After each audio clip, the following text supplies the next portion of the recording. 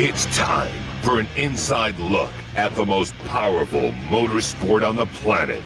WFO Radio NHRA Nitro. This is WFO Radio. Hey, everybody. Welcome back. WFO Radio. Joe Castello back with you, and we're getting ready for the Amalie Oil NHRA Gatornationals, the kickoff to the 2021 Camping World Drag Racing Series season. That's right. It's upon us finally. The East Coast opener is the world opener, and I couldn't be more excited getting ready to head out and get up to Gainesville and get ready. Of course, we had the Baby Gators this past weekend. We had the World Door Slammer Nationals presented by Jags, the folks at C-Tech on board. NMCA was over there in Bradenton. Palm Beach International Raceway had nitro testing there. All 4 quarter-mile drag strips in the state of Florida were rocking out with big events. It was a lot of fun. I can tell you about Orlando firsthand. It was spectacular just to see 2 Ford Mustangs in the final round. The Quadra family, shock in the world. Frank Iaconio racing engines, that firepower, going out there and not really lucking into it. Ran a 50. There was 52. Low ET of the meet was a 49 by Greg Anderson. So they were right there. It was very, very impressive. Whole lot of fun. And what can you say? Erica Enders wins competition eliminator. Khalid Belushi, historic runs in pro modified, quickest ever. 561.7, 561.3. Pro Charger. Brad Personette. It's going to be rough, let me tell you. We'll give you all the results as we go on. Waiting on Alan Reinhart. Going to try to connect with Alan. We haven't connected just yet. And, you know, that may not happen. Alan is in the state of Florida. And so we're in the same time zone, which is totally going to confuse things. But before we do that, I want to mention the people who make it possible for me to do this show. And oh my goodness, so many people out there at the World Door Slammer Nationals rocking WFO masks, number 1. Thank you for that. Got a lot of pub out of that. And number 2, just said what's up about this show. The audience is growing and growing like gangbusters. It's like fusters and busters and all of it. Like there's a lot of people and you guys are doing exactly the right thing. I had a guy come. He's like, I don't have a lot of friends to tell. It's like, look, man, we are your friends. This is the WFO universe and you will make friends by being a part of this show and the fan base. Just try to tell someone, so that when they build an engine, they use Total Seal piston ring, right? TotalSeal.com, Matt Harford, Lake Speed. When we parted ways last week, we actually jumped onto the Facebook page at Total Seal and did a great bit. Had John Kazi on there, had Billy Godbold from Comp Cams on there. It was great. Oh, I see Reinhart down there. He's getting ready. Reinhart, he is like, I was going to say old reliable, but he's just reliable. He's just reliable. Simple as that. But we had a good time. Go to the Total Seal Facebook page to watch it.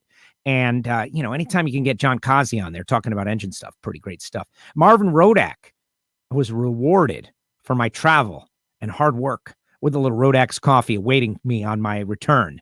And it's great. 817-924-6821. Marvin Rodak's all excited about Funny Car Chaos. There's going to be 64 funny cars at the Texas Motorplex. Say what? That's a lot. And Marvin's going to be there. You should definitely order some coffee. And we got a new program going. Just tell them you want the coffee that I'm drinking so we can all have a mutual experience, like a book club, but it's a coffee club. We tried to do this once before, and I think we were missing the key ingredient, which was we're all drinking the same coffee.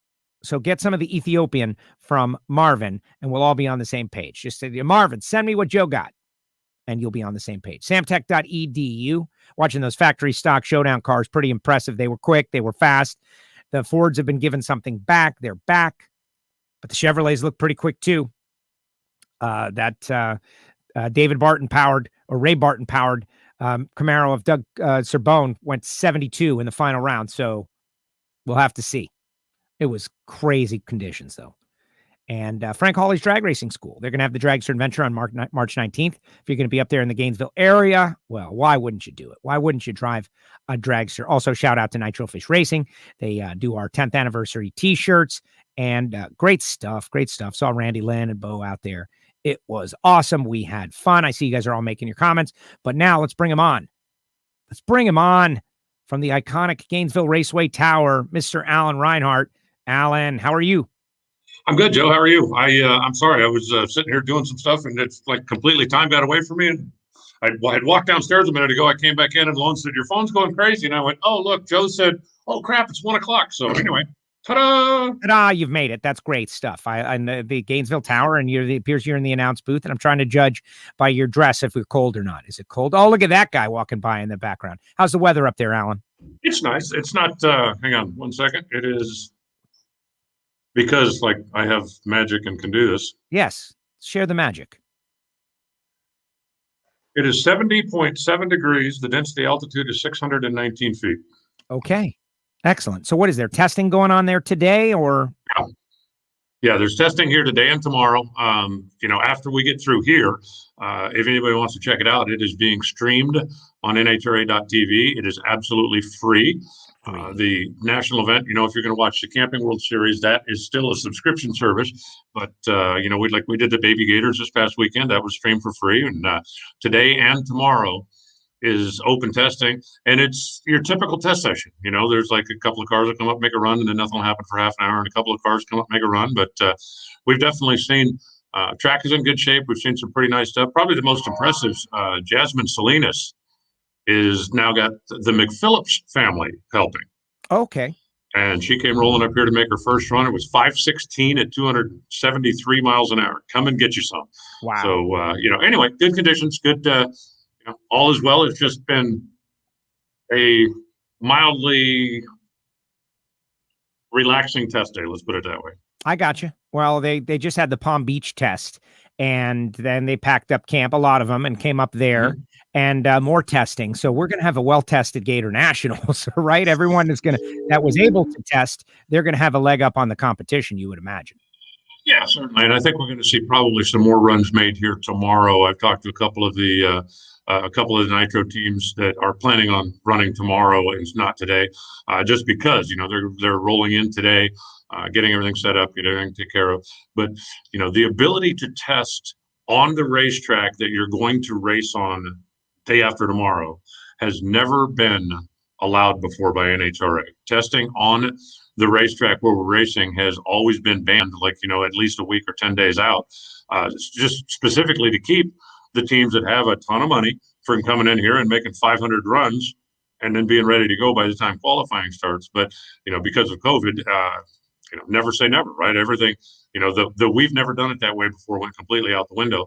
And with this being the first event for Factory Stock Showdown, the first event for Pro Stock Motorcycle, the first event, as well as the Nitro teams, NHRA decided, what, if somebody wants to come out and make some test runs, let's allow that. With just the way the world is right now, things are changing. So first time it's been allowed. I expect the vast majority of the teams, Nitro teams anyway, professional teams, to come out and at least make 1 or 2 runs tomorrow, simply because why wouldn't you? No matter how good you ran down in West Palm, or, if you're one of the Door Slammer guys in Orlando, or if you're one of the Factory Showdown cars that was over in Bradenton, why wouldn't you come take a crack at the racetrack that you're about to race on? It's Mason McGahey, you may be listening to in the background. Yes, exactly. And we don't want to step on the toes of NHRA.tv, so you don't have to, show us, but keeping us up on who's out there. And as soon as the show's over, we'll tell everybody to log on to NHRA.tv. But there's not much to show, really. There it is. Look at that. That's a great view, though. Made me happy seeing that view. That's just a fantastic view. But people should go on to NHRA.tv if they haven't already and create a login. You just need an email. You create a login, and then you access the complimentary content, which is divisional stuff like this. And then you should just buy it. Come on, for the entire season of NHRA Camping World Drag Racing. So I see Krista Baldwin is out there watching, which is awesome. How excited do you think Krista is? I'm sure she'll chime in there, but this is it. Top Fuel debut this weekend. Yeah, I think that she's definitely ready to go. I actually spoke to her a little bit last week when I don't know if you saw that I did a Reinhart reveals talking about clutches, and Krista sent me McLeod clutches, a clutch like you would use in a race car, a stock super stock type race car, and then one that you would use in a high horse street car. So anyway, I communicated with her a little bit about that and talked about this, and yeah, she is very, very much looking forward to getting out here and joining officially the Top Fuel fraternity by being in competition. Obviously she's made some runs, she's got her license, she's done all that, and did a really nice job with it. She's got some pretty good help. So I I don't think that anybody will be surprised if she comes out here and runs very well this weekend, simply because, she's got some really good help on that car, and what she looked like when she was doing her licensing procedure, it looks like she's pretty comfortable in the car. So I think she's going to make some noise this weekend. So excited. Yes, we're excited for you, Krista. It is great. All right. I want to do the whole Gator Nationals preview, but let's look in the rearview mirror for a few moments. And, you tell me what you saw. I'll tell you what I saw. I know that there was a lot of communication back and forth. We thought we were going to have the biggest rain out in the history of drag racing as the whole state of Florida was wiped off the map. But we were able to get our stuff in, surprisingly. Ma Nature spared us. West Palm was a test session. You guys, lost a day, but eventually got it in. What was what's the deets? Yeah, we ran the finals about 10 o'clock on Sunday night. We didn't do a burnout on Saturday. We sat here and watched it rain until about 3 o'clock in the afternoon when Cody made the decision that, there's no reason to sit here any longer, because it was really getting to the point. And of course, as is the norm, after that, it quit raining an hour or so later, and it ended up being a decent evening weather-wise. But when we're sitting in a position then when it's getting cold, the dew point and the temperature are getting very close together, it's going to take us at least 2.5 or 3 hours to dry the track anyway. And what are we really doing? Even if we could get on racetrack, we probably wouldn't have more than an hour maybe before the dew point and the temperature went sideways. And it just look, it ain't worth it. So we came in Sunday morning, fired up about 9 o'clock, finished about 10, and got everything down the racetrack. It was a good, clean day on Sunday, and it was actually it was a lot of fun. Baby Larice doubled. Oh, wow. And anybody that knows Larice knows that those guys, they can always find a reason to celebrate. Let's just put it that way. And when he won Top Dragster and Super Comp, had plenty of reason to celebrate. Yeah. So there was that. Julian Toss won Top Alcohol Dragster. She had a good running car all weekend. Sean Bellemere won in the Alcohol Funny Car ranks. What I think was probably my favorite winner of the whole deal was Dwight Noost. The little Dodge Rampage. Making bacon. Yeah, the guy's been driving the thing forever. His last divisional win was 1988. Wow. And he was driving a Dodge Rampage. Now, he did win, Sports Nationals a year ago, and he's had, but his last divisional win was actually 1988. Sherman Adcock went to 2 finals and lost them both. That doesn't happen very often. But, all things considered, Sunday was a long day, but it was a good day. The racers were pretty good about cooperating and coming up and being ready and hustling. So pretty rude doing a burnout over my race report. Jeez. Really? But all things considered, it was a good weekend, and I think everybody got their good tune-up in now and is ready for this. Excellent. No, sounds like fun. Down in Orlando, similar situation. We finished up around 9:30 Sunday night. Just a whole lot of racing to get through on Sunday. For me, it was great, and they did a chip draw first round and each round. So there was no ladder, and you just didn't know who was going to run whom. At 4 cars in Pro Stock, you had the 2 Quadra brothers, Fernando Jr. and Christian, against Greg Anderson and Erica. And so you're looking at, you're thinking like, okay, let's, probably going to end up the only round that wouldn't be a chip draw. It's going to be, maybe it'll be Erica versus Greg. How exciting, but maybe one of these Quadra kids will get in there and that would be great. Nope. They both went out there and got the job done. Greg shook horrifically, and Erica got beat on a hole shot. Christian Quadra goes 001, takes the stripe. And we had a pair of Mustangs in the final round in Pro Stock. And that's when I was wishing I had Reinhart with the computer around. Like, hey, look that one up. Has that ever happened? 2 Mustangs in the final round, because the Mustang wasn't always the Pro Stock car of choice for the Ford contingent out there. But Frank Iaconio power in all of the Quadra cars now. So Frank's got 4 engines out there. They ran like 50, 51 when low ET of the meet was GA at 49. So he clearly found something. They were driving well, and it was a feel-good final round. They raced each other. Fernando Jr. gets a win, but it was a very fun and exciting deal. And if that team can run, in the neighborhood of that, you can have some more competitive Pro Stock cars out there. Well, you remember what Kenny Delco and Val Spelin did, last year, even though we didn't have much of a year, but certainly at the beginning, and they were using Frank Iaconio's stuff to make those cars run. And, there was no secret about it, that they tried a different honing technique, a way that they were preparing the blocks. And, Johnny Gray, the guys from Johnny Gray's engine shop had kind of pointed him in that direction, and they were making big smoke then. So, Frank's got a lot of engines out there. And obviously the more engines you have on the racetrack, the faster you're going to learn, the better you can do R&D. And, good on them. We'll take all the competitive cars we can get. And I said, Brian and I were up here doing the baby gators or the hatchlings. And, when he says, hey, here's the final four, it's like, wow, impressive. The Quadras had a nice showing. And he's like, you're never going to guess. And when the two of them ended up in the final, good. I think that it's good for the category. The more cars that we have that are running good, it's good for the category. And for a guy like Fernando Quadras Sr., for all that he's been through and all the money that he's spent and all of the effort, being able to get rewarded with having some good performance is great. And I'm sure, he's happier when his boys are running good than he is even when he's running good. So, that just gets us another enthusiastic group out there. David Quadra made the final round of Top Sportsman also, so you could see the brothers are all connected somehow because they've got the common DNA clearly because they all went out there and had a great weekend. And they even skipped the final qualifying session. Fernando reached out to me and just, there was a little weather. Maybe it was moist. They didn't even risk it. Nah, man, we're not even going to do that. And it all paid off. Hey, Unk is out there. He says he knows your favorite time of the year is coming up. That daylight savings time is coming back. That you're excited about that. Doesn't bother me a bit. Arizona didn't fall for it. We're smarter than that. We don't change our clocks. It's the same time always at my place. Yes. No, we fell for it. We fell. Stand by. Stand by. You're going to get drowned out anyway. That was Josh Hart making his first launch, early shutoff, but I was running all right early. I was 8:54, 2:16. There you go. Okay.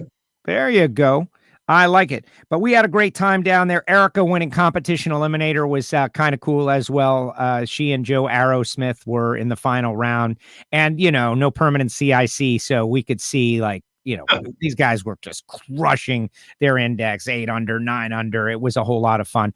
In Pro Modified, quickest runs ever. Khaled Belushi, 61.7 in the first round, 61.3 in the final round. The Pro Charger combination looks tough. I got Ricky Smith burning me up on the phone line as it was coming, as these cars. He's going, look at that, man. It was fun. It should be very interesting to see this weekend at the NHRA track.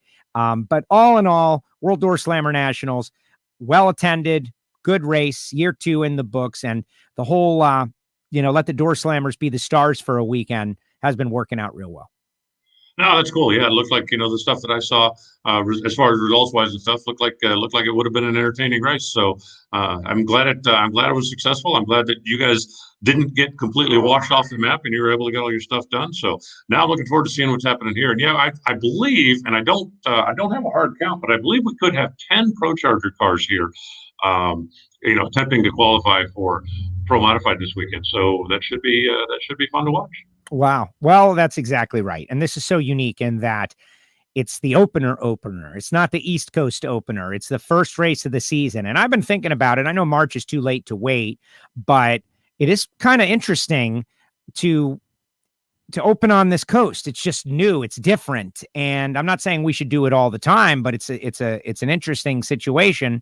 And, to not have 2 Pomona races back to back within 3 months of one another. When we do go back to Pomona, there will be people who are desperate to see drag racing, which is kind of cool. The strangest thing, and Loans and I have talked about it a little bit, sitting up here and especially watching the test session now, you see somebody pull around a corner and you go, wow, how long has Shafty been working for Bob Taskin? I can't believe I didn't notice that before. And then I realized, oh, that's right, this is the first race. But it's still, for me, sitting here, feels like Gainesville. Like the season is underway, like we're moving, like it doesn't feel as much like the first day of school. Maybe if we hadn't been, hadn't had the hatchling race last weekend, it would feel more like that. But it's kind of strange to look out the window and see, some new paint, some new stuff, and some new faces in different places, and realize, oh, that's right, this is the first race of the year. Yeah, That's exactly right. It's like, wait, it's the first Camping World Drag Racing Series race. Last week we spoke a little bit about Marcus Lemonis and the fun stuff that he was doing with the truck series. And like right on cue, he starts blasting out like, okay, in these categories, who's not sponsored, send me a proposal. I thought that was awesome. And, he can't make good on every proposal, but the idea that that's even being entertained, like a couple of drivers who need a little extra funding and he wants to do that. It's like Oprah giving away cars. You get a car, you get a car, you get a car. He's doing that version, and that's going to be so helpful. I'm excited for him. Yeah, I am too. And, this is going to be the first time that he physically visits us at, one of the national events. He jumped on board middle of the year last year, or towards the end of the season when all the stuff was going on. And he has never physically been to one of our events. So it'll be good to have him out here and kind of show him a little bit about what we do. The fan interaction, I think, is going to blow him away, because that's one of the things that gets everybody's attention, no matter what sporting event they've been to. When they come to an NHRA event and see the kind of fan interaction that we have and the access that the fans have, the show that the cars put on when they're, when we're actually doing it, you can't get the sense from television. 785 for Waldo Rodriguez and the factory showdown car. Oh, there you go. But you can't get the sense from television of just how much the sensory overload is when the cars take off the starting line and when things are happening. So looking forward to having him here. I think he's going to be excited about it. And good. I love the fact that he's so enthusiastic. And I thought one of the best responses he got on Twitter, I don't know if you saw, Justin Ashley wrote back to him. And Justin said, I will wrap the car for Vegas for free if I can have an hour of your time to discuss getting my sponsored products in your stores. And wow. I mean, you talk about a guy who's, trying to do, that's what it's all about, right? It's return. What Marcus has said, when he sponsored all the trucks last week, all the TV time, all the enthusiasm, all the talk on the internet, all the stuff is all positive for him. It's all return. He's not doing it because he just loves to give away money. He's doing it because he's looking to get return. And so, for a guy like Justin to come out and go, hey, look, I'm willing to do this for you. Let's talk and see if you can do something for my sponsors. And, everybody would win in a situation like that. So I think that, we're going to find out, how many takers there are and what happens in the next couple of days. But, I love the fact that, he's putting the opportunity out there and telling people, now you sell me. I'm telling you, I'm a buyer. I'm in the market. Now you got to come sell me. Well, exactly. And Justin Ashley is good at the sell. The kid is good, and he also wins races. He's improved his team. I'm actually very excited about what they're capable of this year, and it would be perfect for Justin to take advantage of that opportunity. 785. Someone wanted to know what the showdown car ran. I got to say, I feel like we're going to be back to parity in the showdown. Bill Skillman did have the quickest car on the property in qualifying, rolled the beams first round, so we don't know what they would have been running. But for a Barton Camaro to run 72, and we had some other cars, like running real well like that, maybe the showdown is back where we had it a couple of years ago, where they're all in a similar area. I know Mark Powick ran well. He's still got the old car with the new power plant. Leah's new Dodge will debut this weekend at the Gatornationals, rightfully so. But that extra time, I think that maybe we've closed things up a little bit. Yeah, I'm looking forward to seeing what the Dodges do as well. And I think it's great that, so much of the Ford contention is coming back, because as fast as the cars are and as good as the competition was last year, it's simply not the same when you don't have all the manufacturers out there battling. And, so it's good to have the Fords coming back out here. And I think that hopefully that'll set the tone for a good season of factory stock showdown cars. Yeah, Mike wants to know why GA had no Summit sticker on the side of his car. I think that was just it wasn't an NHRA Camping World Series race, and so but I did not. I haven't spoken to him. I don't know, but and obviously I wasn't there. So Race Guitar wants to know about. Florida is opened up. Florida's really been opened up, honestly. Will there be any specific protocols that are still in place for the NHRA event? Well, we're still going to be requesting everybody wear masks. We're still going to be doing, requesting everybody to do the social distancing. From an employee side, we still have a wellness check to go through every morning and all that kind of stuff as we have in the past. Race control is still going to be basically locked down. It's going to be, not a public area. Not that it usually is, but usually there's at least pull the tires loose about 600 feet. That was Blake Alexander. Hold on 1 second. Yes. Yeah. Look at that. Look at Alan. Look at everybody's getting a very specialized view of Alan here. Look at that, folks. That's something. When I'm showing off my Speedway Motorsports shirt. No, I'm sorry. I am under orders to keep somebody updated with what's going on and what's happening when the pro cars run. And I don't want to mention any names or anything, but I just need to send a text to Del Worsham here real quick. And okay. Don't worry. We won't reveal Del Worsham once you keep them updated. We did have an incident out there. Rick Horde crashed a car. There were a lot of brand new cars out there and guys shaking things down. Chad Green got a new car. Rick Horde had a car that had one 330-foot pass on it. That was it. And hard right. It was really hard to watch. He got out. It was okay. The staff was on the scene really rapidly, but that was the one incident I wanted to mention it. And we had a bunch of crazy import cars, Alan. I got to say, I've never been an import guy, but little things like this running 660 was kind of mind blowing and shocking. Of course, they got a power adder and everything, but it was pretty wild a scene to see these little crazy imports running mid sixes. The pro stockers still got them beat by a little bit, but it was pretty crazy. It was a whole different crowd out there too. Now, you know what? I love cars like that. And even going back a few years ago, there was always well, it's not a real car. It's not a V8. It's not and while it's not necessarily my thing, but I understand it. Yeah. When I was in high school, you could buy a Camaro, you could buy a Mustang, you could buy, 10 or 12 years old. When I bought my car, I was 13 years old. And they were affordable. They were just, older, decent cars that were affordable. And we took those things and we hot rodded them. And when you looked at, the kids in that era, what it was, early 2000s or late, that, the cars that they were buying, the cars that they could afford, they were Hondas, they were Toyotas, and so they hot rodded them. There's no difference between us and them. They were taking the cars that they had, the cars that they could afford, and trying to make them faster. And, that's the same mentality, the same deal. And I don't care if you do it with an up and down arrow and an inner key, or if you do it with a screwdriver and a timing light. If you're trying to make your car faster, we're all on the same team there. And nowadays, our guys, the best guys, have got carbon fiber interiors, and so do they. They have stepped up. A couple of guys like Michael Heiner was out there, and our guys were watching these cars just because the wheelbase, 90-inch wheelbase, just pretty crazy. There was one out there, Jerron mentioning 560. Yeah, that was one car though, and that was a old Lizzie Musey Pro Nitrous car. It was like a real, but it had a 2JZ Toyota engine in it, which was crazy at 262 miles per hour, which was just, it was a bit mind blowing because they could have just put that car right into Pro Mod. It's light, of course, compared to our cars, but still very amazing. Just the whole hot rodding scene. I don't know if it's ever been better than right now. We did have someone ask about the Pro Stock motorcycles, though. We haven't touched on them. I think that they're testing in Bradenton maybe as we speak. We got no Harleys entered. We got Eddie Krawick tweeting out pictures of the Vance and Hines hauler. They're headed down that way. It's going to be a very wide open year in Pro Stock motorcycle. Yeah, there's a few of them that are here testing right now. And I think it, obviously the big question mark, the big wild card in the Pro Stock motorcycle camp this week or this year is going to be the 4-valve engines.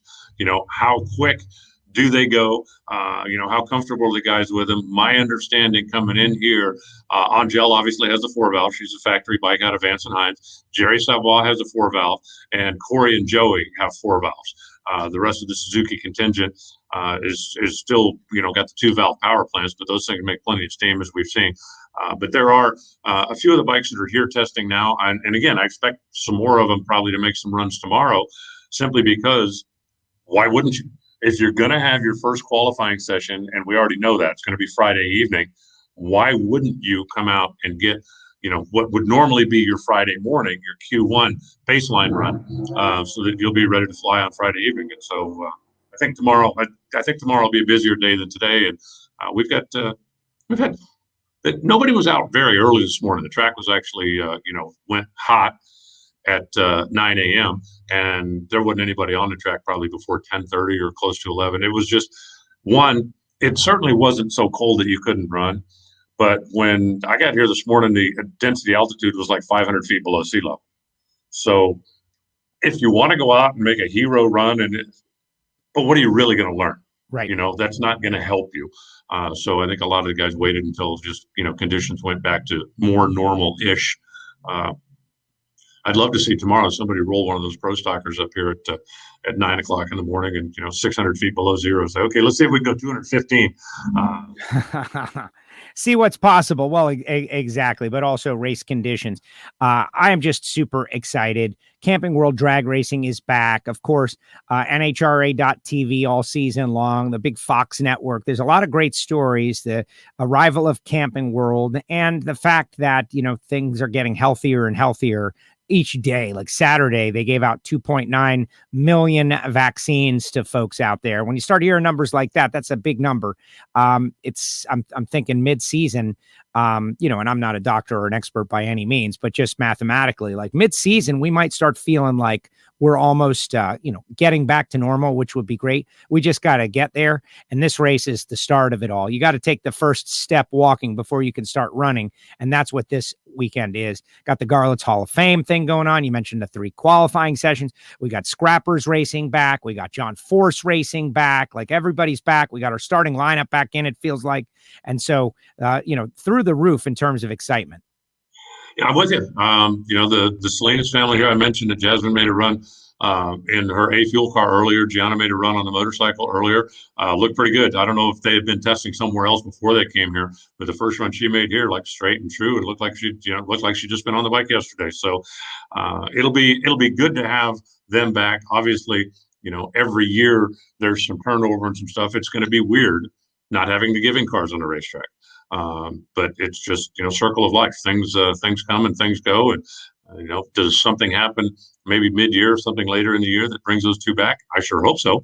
But for now, it's going to be weird. It's going to be really weird not having Terry McMillan here at the Amalie race. Yeah. Really weird.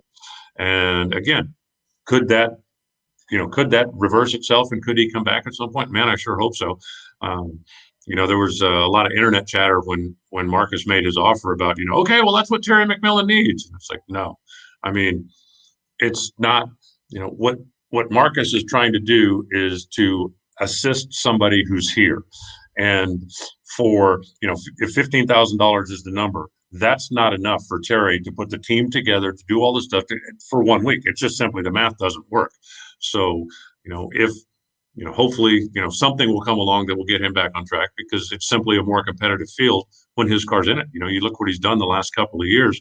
The performance of that thing has really come around. He's proven that he can, that he can win races, that he can qualify solid, it's a shame that he won't be here. And it'll be really weird not to have him at the Amalie event. Yeah. As much as he was, he was conspicuous by his absence last year not being there, but just at this event, it'll be really weird. But we'll continue to push forward and we'll persevere like we always done, and things will hopefully continue to get better. Well, I was reading a couple of articles in the morning. I always kind of scan the news, and we talked about it on the Ignition show last night. Like, wouldn't it be great if somehow the Camping World relationship could help teams like Terry McMillan, which have already accomplished the most challenging part, which is learning how to be competitive and putting together a great team and acquiring everything you need, and could get Terry back out there. And we read Terry's tweet about, hey, listen, man, I'm not going to do that and throw together a team haphazardly and show up at a race just to be there. Like, that's not what we're trying to do. And I have great respect for that. But there was in the story I'm referencing, it's like, oh, the 2 giving cars are not going to be here. And what's up with NHRA? And they should move out of California. Like a lot of that stuff. And I just disagree with it. It's like, hey, folks, we are still coming off of a year-long worldwide pandemic. And there are some things that are going to take a little while to ramp up, and the whole sponsorship program. But we got 8 races on Big Fox. The series is back rolling again. You got to ask for patience sometimes. You can't, it's not 2019 again, just like that.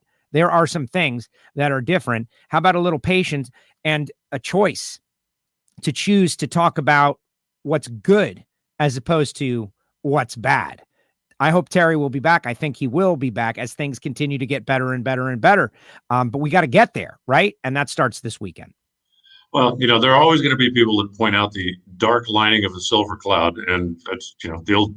I'd rather focus on what we have than what we don't have, and what we have is a season that's starting. We have very competitive fields. We've got a new title rights sponsor that is getting his feet wet here, and we are getting back closer to what we used to call normal. I also think that you look at how successful Marcus is and what he's done over the years. And I think, he put his money into NHRA without ever seeing it.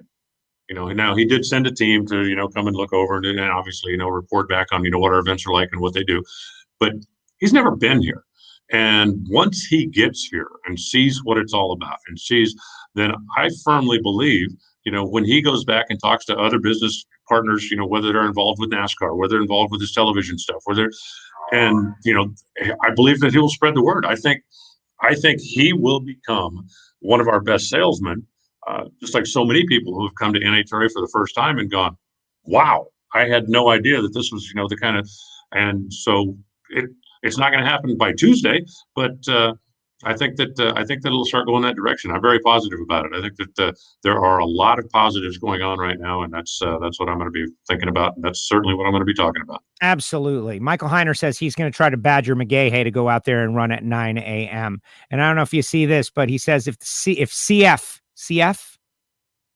is 9:90 tomorrow morning, you could see someone run a 41 or a 42 at 2:15 in pro stock, maybe a little faster, says Mike Heiner. I could CF, of course, is correction factor, but well, I was here last week at one point. I think we were 800 and something feet below sea level. It's going to be a little warmer this week than it was last week. So I did check though, because Lone said, hey, just for fun, New England Dragway was 2,478 feet below sea level. Now it was also, 17 degrees. So you might have had a little trouble with track temp, but you were certainly going to make plenty of horsepower. And finally, John Force, the big return of John Force, John Force Racing. Like, that's got to have a lot of people excited. John Force is, he's 70 years old, but he's got the energy of a 50-year-old, and he wanted to be out there so badly. We had him on a couple of weeks ago.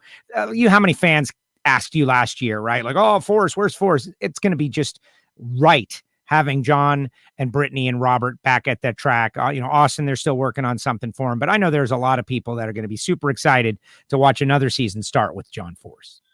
And when you look at what they did down in West Palm, the fact that, they were, at least, the crew chiefs were still working, still thinking, still devising. And when they got to West Palm, they had a game plan. I think Robert's second run wasn't Robert's second run. He went 333 miles an hour. So they're going to hit the ground running. It's not going to be one of those, well, it'll take them a couple of races to get back in the groove and they're ready to go. And, when I was down there, and we talked about it when I was down there first part of the year, and Chris Cunningham told me point blank, he said, we've never been more ready because we've had so much time to go over every detail and do everything. And they've done some in-house projects with, we always wanted to try this, or we always wanted to study some of this. And he said, we've never been more ready to go racing. So they are very excited to be here. And I know the fans will be excited to see him as well. Well, I'm excited to be there as well. And I'm going to start getting ready to head up that way tomorrow. I know you guys will be at the track. The test session goes on Hardcore Thursday, right? Sportsman Cars on Thursday, just like normal. Correct. Yes. Yes. Yeah, we will have Sportsman Cars on Thursday. Tomorrow we will have, some more testing going on. Now the testing is not open to the public, but it is being, as I said, streamed for free. You can just go to NHRA.tv. And I think, the Camping World Series, the National Event Tour, is going to be a subscription service, as it always has been. But there is going to be a lot of sportsman racing streamed free on NHRA.tv. And all you got to do is create an account.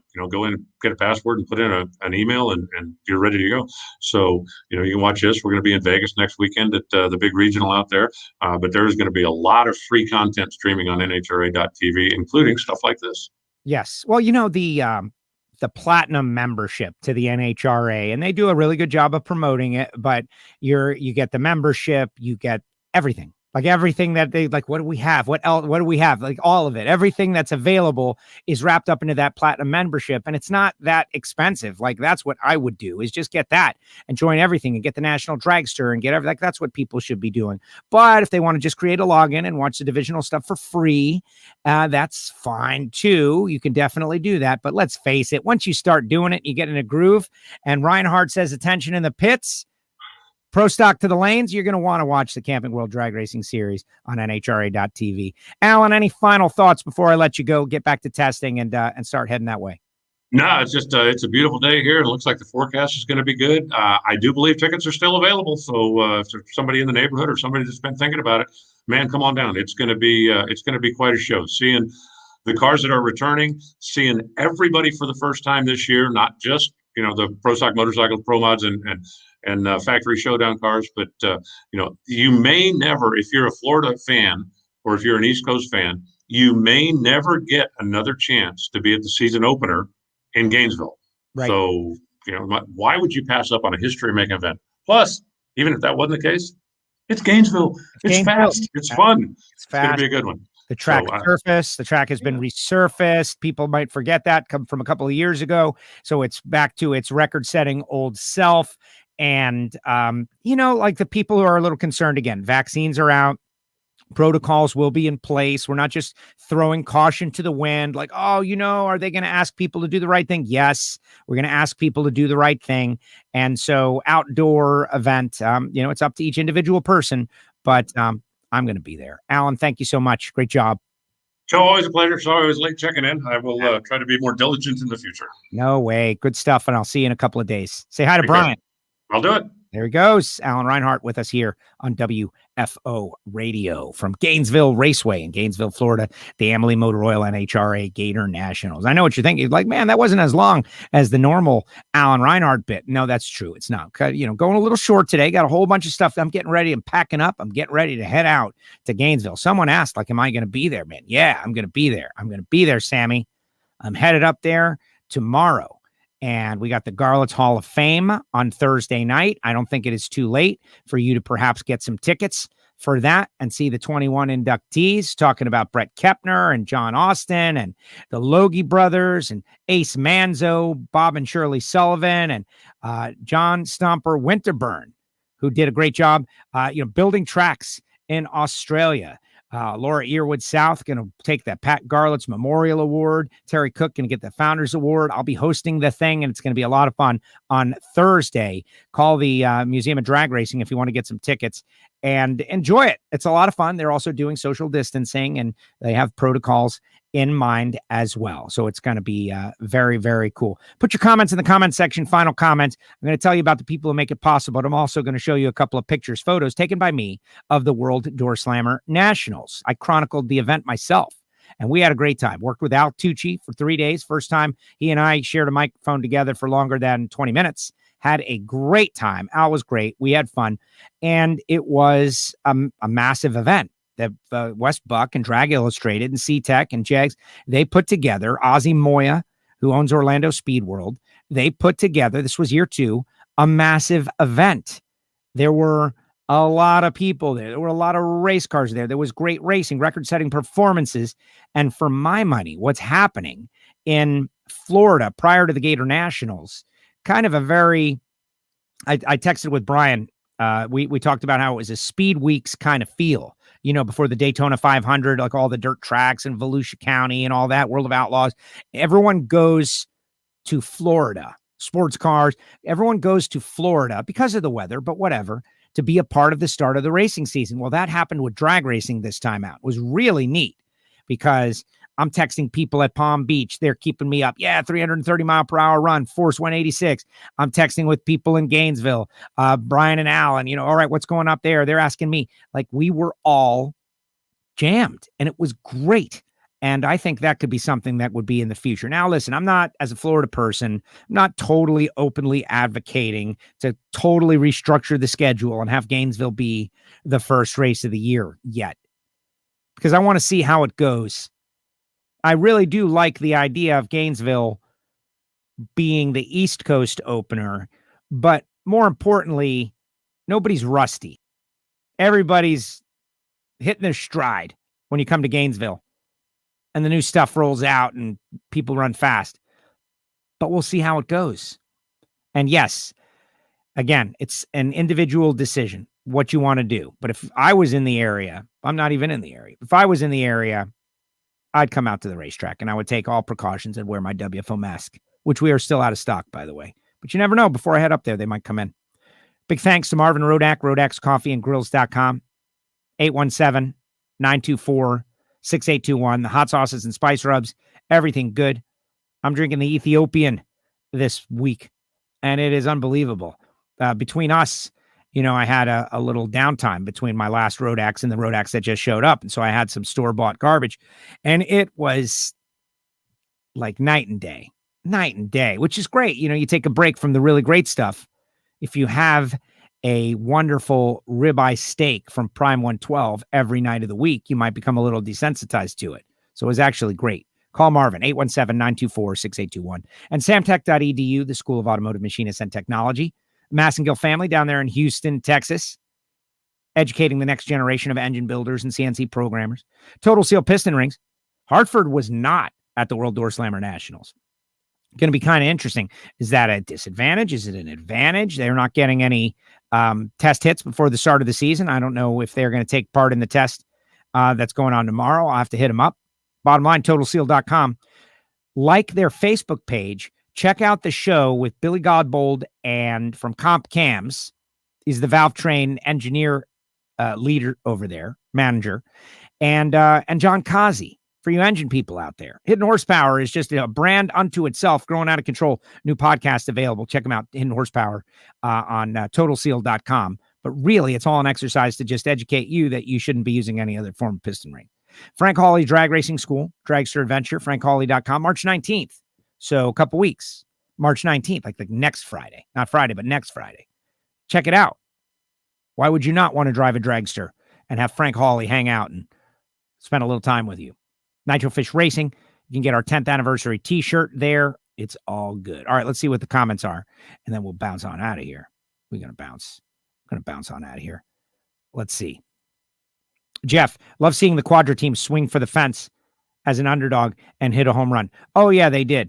And Fernando Quadra he's a very nice man, right? He's a very nice man. But when I kind of put it all together that this guy, Frank Iaconio, who won the first ever 500 cubic inch pro stock race in 1982 and has suffered some personal tragedy lately, lost his son last year. For him to be able to have success, and not just success, but put two cars in the final round, run a 50, win the race, hadn't won anything in pro stock since 2006, maybe 2007, 2006, I think is what he told me. And to show, we've got power. We've got power. That Quadra team, how do you not like them? If you're a Ford fan, okay, it's not a Ford engine. I know, but that's not available. It's just not. It's not available. There's the pro stock engine, and it's in a Ford Mustang body, and it's winning. Why would you not just choose to adopt it? Just go with it. Just go with it. I think it's going to be very exciting and a lot of fun. For me, that was the story of the race. Frank Iaconio, the story of the race. Yeah, these cars. This is called old school import. And I couldn't help but think of what all of us have said about pro stock. Like, look at that thing. If that thing can go 650s at 215 miles per hour, I think a Camaro body can. Now, I don't want to spend anybody's money right now. Yeah, we're having a tough time. Anybody that's racing right now out of their pocket with their sponsors, not spending any extra money. No, but somewhere down the road, if this can go 650s, then a Camaro body can go 650s. That's my point. Kid Chaos, see the captain there, super excited. Lucas Oil sponsorship on with Kyle Koretsky. Great stuff. The Kramer team, I know Michael Heiner is out there. Get biofuel. Derek Kramer was rocking his WFO mask during driver introductions. They had Top Sportsman out there as well. Look at that thing. 59 Chrysler Saratoga. That is just one of the Orlando Speed World regulars. Rocking it. Good stuff. J.R. Gray. I spoke with this kid driving for Mike Janis, did a little interview for Canadian television, the Gray Contracting Land Clearing team. The kid grew up from age 0 to age 12 in Orlando, and he used to be the kid playing in the sandbox at Orlando Speed World. And he goes out there and had good success. I think he went to the semifinals before coming up a little bit short. I think he ran Khaled, and everybody that ran Khaled with the 61.3, quickest in history, couple of 61 runs, just nuts, but amazing stuff. Here's another one of those old school imports. That's a Mazda Rx-7, like 1979 or 80 or something. Teeny tiny little car, but they have carbon fiber interior, totally pro stocked out or pro modded out. And they had a lot of fans there. They shipped all these cars over to be a part of it. And it was, put it this way, our people that drag, NHRA, Pro Stock, and Pro Modified people were very impressed. And the one car with the 2JZ Toyota inline 6 turbo that went 562 or 565 at 262 mile per hour set this track speed record. It was confusing, is really what it was. It was confusing. That what am I seeing here? I was there when Bernstein went 262 in a funny car. And really, yeah, and the answer is really. This was kind of a cool scene. They line up all the pro stockers before the event, Kid Chaos, and there's Christian Quadra and Fernando Jr., Erica. Erica did a great job winning Competition Eliminator. This was the talk of a lot of people, why Greg did not have the Summit decals on there. But Greg will have Summit decals on this weekend. I'm under the impression that all is normal with that. He just did not have them out there for that race, which, some people were trying to win the 75 grand. Some people were trying to, learn, but it was good. This was one that was kind of interesting. Erica Enders. Erica got to the semifinals. Christian Quadra took a shot at her and hit the bullseye that she's carrying around on her now, being a back-to-back champ. He goes 001, and she wasn't far behind. I think she was 25 or something. But Erica had a really quick and fast hot rod as well. And so watch out for Erica again, trying for the three-peat. She's been back-to-back before, but trying for the three-peat. And shout out to Joe Aerosmith, a world record holder in F-altered automatic, for rocking WFO stickers. And if you are not rooting for anybody in Comp Eliminator, look for that sticker, baby. You see a WFO sticker. Fast Eddie Federkyle has got a sticker on there. He's got new sponsorship as well. But Joe Aerosmith brought it to the final round. Came up a little bit short, got squirrely against Erica, had to give up on it, and E wins. But it was really good. Just a great event, great weekend. And what I would say is that, assuming it all continues, schedules continue the way that they have, not everybody can just stop what they're doing and come to Florida for 3 weeks. Not everybody can do that. But if you're one of the people who can, you definitely should. And if you like drag racing. All right, let's see what the final comments are. Final comments. And then it's time to get up on out of here. Let's see. All right. Corey Savoy, we'll see you Thursday. Yes, Corey. And we'll do our Miami Dolphins draft discussion. We're going to decide. We'll map it all out. Fins draft. Hashtag Fins draft / drag race. Me and Corey Savoy. Jay, thank you. We will attend the World Door Slammer Nats next year. Pro Stock Dreams, says Jeff, who wants to be driving there. Monica, thanks for a great show today. Safe travels. Yes, absolutely. Would love to go to Gainesville one day. Yeah, and why haven't you? Doesn't have to be this year, but next year. Make the plans as soon as they release that schedule. Dave, great show as always. Safe travels to Gainesville. Hopefully everybody's going to be watching on NHRA.tv. Michael Hunt. Frank Iaconio is the man. Big Al Lindsay, yourself, Michael. Frank is not underappreciated by his peers. He's a beloved guy, and I know a lot of people might have thought, Frank's building pro stock engines a couple of years ago. Like maybe he has the sport passed him by, or maybe, and I talked to him and I was like, Frank, what do you need? He's like, I need more customers. I have one engine. There's only so much I can learn from one engine. You can only try so many things. You think about that A/B testing, the little forks in the road that you learn about when you listen to Hidden Horsepower, right? Now he's got 4 engines out there. And so the learning curve is coming down. And yes, they did get a little help with that hone last year, and that maybe opened some things up like, oh, okay. And maybe they've advanced the ball. But when Frank Iaconio wins and gets both cars in the final and also performs, like this was not luck. There was no luck. There was performance and everything it takes to win. So luck is always a part of it, or the absence of bad luck, which is more importantly probably true, right? What it was Warren Johnson who said, like, I don't want good luck. I just want to avoid the bad luck. And that's kind of a metaphor for life. Let's see. With Sammy, I'll be playing music on the Midway Friday and Saturday. Joe, stop by. Okay, Sammy, I will.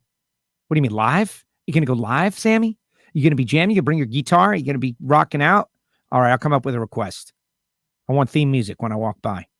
Sammy Eubanks will be singing the national anthem a couple times this year. Will they be running Gainesville? Who? The Quadras?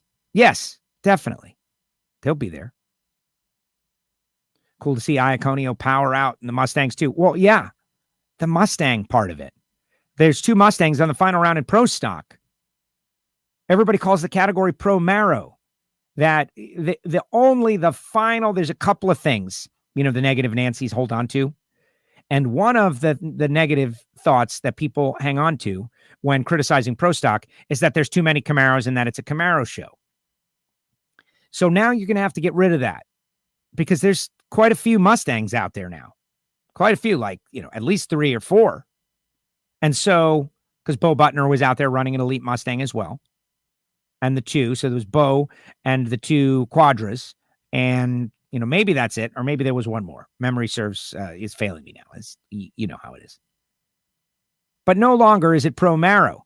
The Ford people have something to root for if they want. Superior aerodynamics, superior appearance and design. Yeah, you don't have a Ford engine. Tough stuff. Neither do the Pontiac people. Okay? Welcome to my world. When things went corporate and we started using big block Chevrolets in Pontiacs. Welcome to my world. You get it. Enough with the negativity. Scott. Great show, Joe. Enjoyed meeting you. See you at the Gators. Yes, Scott. Scott was cool. They had a socially distanced racer appreciation event. It was good. I got some tacos. Good times. He heard my story on the Ignition Show about the $9,000 bike. Yeah, what's up with that? $9,000 bikes. And he bought this bicycle for $75 and it was great. Power management. Those import cars are making about 3,000 horsepower. Yeah, obviously. And traction management and gravity management. They were all over the place. And that's another thing that's pretty cool about them. With the 90-inch wheelbase, it was an eventful ride, to say the least. Chip draw makes it so awesome. I like the chip draw too. I don't know if there's a way to incorporate it into NHRA Camping World competition because of the professional nature of it. That's the thing. Things have to be different when it's a professional nature. You act differently in the airport than you do in your house on the street. There are different places. The way you act is different. The way we pair them up is different. But man, the chip draw was fun. Everybody loved it. Like who's going to run whom. And they did it between each round. So it always changed. You just never knew who was going to run whom. It was great. Hi, guys. Great shows. How did the Cowboy do in factory stock? Did not win. I believe he got to the semis and was quick. Car was quick. That's what matters most. Cowboy is a threat to win. That's what you need to know. Jerron, have fun this weekend. Why, you're not going to be there, Jerron? Were you in Orlando, Jerron? I thought I saw a picture of what looked like maybe you were there, but I didn't see you. You didn't say hi, so I'm assuming no. Jerron, oh man, I don't have it. Michael Phillips has got a new flying airbrush paint scheme.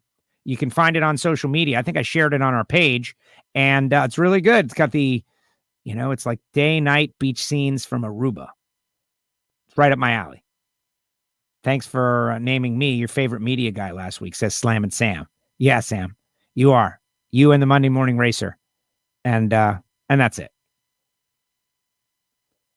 As the internet memes go, it as Camaro stock. Yeah, well, it is. But it's not. It is and it was. But right now it's not. Now, I don't know because you got Alan Przinsky with 2 Dodges as well, and they've got Chrysler Power. They got Mopars. So of the 21 or so some odd cars that are trying to qualify, if 6 aren't Camaros, first of all, we're trending in the right direction, number one. And number two, I think that's pretty cool. What was the answer in 1988? It wasn't pro Camaro, but it was definitely pro General Motors. You had 2 Fords out there, 3, a bunch of Pontiacs with Chevy engines, a bunch of Oldsmobiles with Chevy engines. So again, it's just negativity trying to fight. It's, love and hate, just trying to fight. The imports were some of the coolest, baddest things that I saw this weekend. Everybody loved the imports, guys. And, if a guy sent me an email, and I respect him and everything. He was upset because we had Hugo, who is the voice of drag racing in Puerto Rico, on the mic. Why? Because he knew everybody. He knew all the backstories. You could have me and Altucci trying to figure out who these guys were and not do them justice, or we could put on the expert. And he was speaking in Espanol, as in the people who really care about these people happen to speak. And Tooch was given, updates and stuff. A translation, if you will. But it was cool. It was a positive thing. It added. Those guys are nuts. Yeah, well, I've heard that. They are, in fact, nuts. See you Saturday, brother. I emailed to you. Yes. What, just now? Yeah, I'll do it. Let's see how fast I can get something from my email. Let's see how fast I can get something from my email to the air. That's something I pride myself in. People don't realize that I'm flying the plane here, too. There's somebody's like, how come you're not always looking at the camera, Joe? And it's like, because I'm doing stuff, brother. I'm doing stuff. I'm making it all happen. You don't know. You think I got a producer behind the scenes? Highly paid producer doing all this? No way, man. It's me. I do everything. I'm the guy. And so right now I've got to, download. And then I got to upload. Let's see what Sammy says. I got a song called Riding Alone, the theme song. Google it. All right. I'm delivering the bike and the dragster to Gainesville, but I can't stay too much work in Vegas next week. All right, says Jerron. And diversity. Well, it's not that. It's that drag racing is drag racing.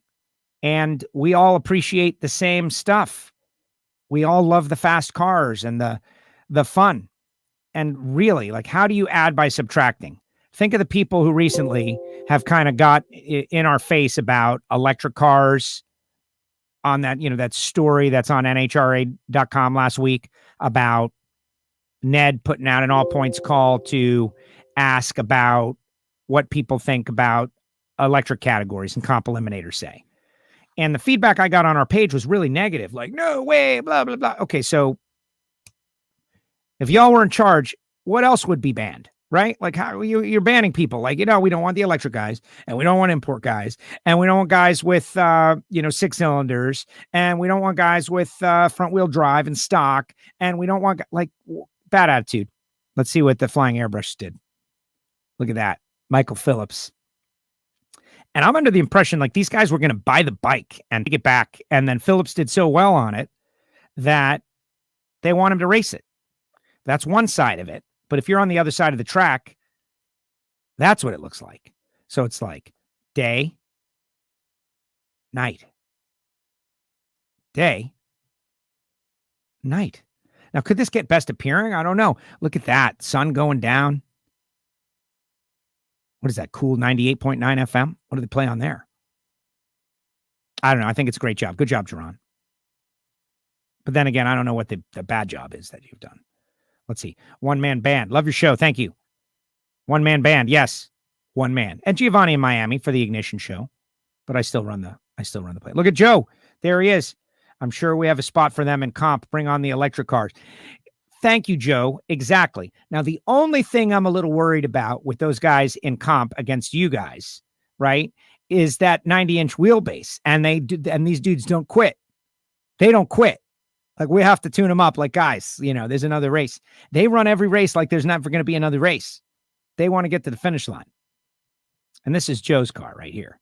Joe, thanks for running the sticker, by the way. Thank you, you and your dad. Really appreciate you watching and listening to the show. And for me, it's a source of pride whenever I see a WFO sticker on the side of someone's race car, because I remember, what agony it was to put any sticker on my own race car because my dad hates stickers. And so to think that you guys willingly put a WFO radio sticker on your car, it means a lot. And I know people see it, and they will remember WFO Radio Podcast and search it. So thank you, Joe.